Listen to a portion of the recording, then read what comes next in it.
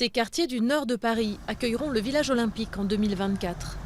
Un projet à cheval sur 3 communes, Lille-Saint-Denis, Saint-Ouen et Saint-Denis.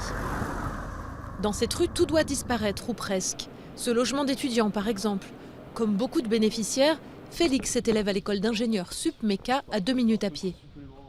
Dans un premier temps, la résidence ici est complètement rasée, ce qui veut dire que pour toutes les personnes, donc une centaine d'étudiants, il va falloir retrouver un appartement a priori dès la rentrée de septembre. Forcément, on y est attaché à cette résidence, mais on peut comprendre qu'il y a des impératifs et que s'ils ne peuvent pas faire autrement, pourquoi pas, mais à la seule condition que nous, on nous propose des choses équivalentes.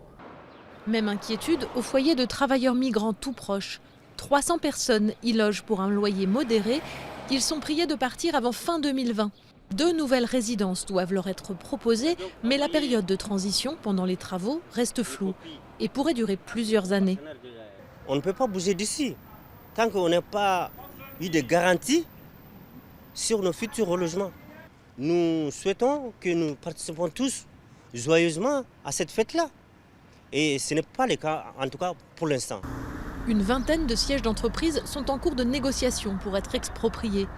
Près de 1000 salariés sont concernés. À Saint-Denis, près de la tour Pleyel, bientôt reconvertie en hôtel, c'est la circulation automobile qui inquiète. Une nouvelle sortie de l'autoroute A86 doit déboucher sur le quartier tout près d'une école. On a vraiment le sentiment que tous les acteurs veulent aller très vite. Et du coup, ce qui fait défaut actuellement, c'est la cohérence du projet, notamment au niveau environnemental. Le fait que ça ne règle pas en fait, l'essentiel des problèmes de circulation urbaine, nous, ça nous pose problème. C'est-à-dire qu'en fait, on devait être gagnant avec les JO, en fait, devrait être les principaux bénéficiaires de ces transformations urbaines avec les JO. Et à l'heure actuelle, en fait, on n'est pas particulièrement gagnant. Le président de Plaine Commune, co-responsable de l'aménagement, l'assure, la concertation se poursuit et tout le monde sera entendu. Mais ce qui compte, c'est surtout l'après-JO. Ce qu'on oublie trop souvent, c'est qu'on va avoir pour la première fois un village olympique qui va se reconvertir en vrai quartier de ville et non pas simplement un quartier de logement. Aller à Londres, aller à Barcelone, aller à Pékin, et je prends simplement les réussites et non pas les échecs.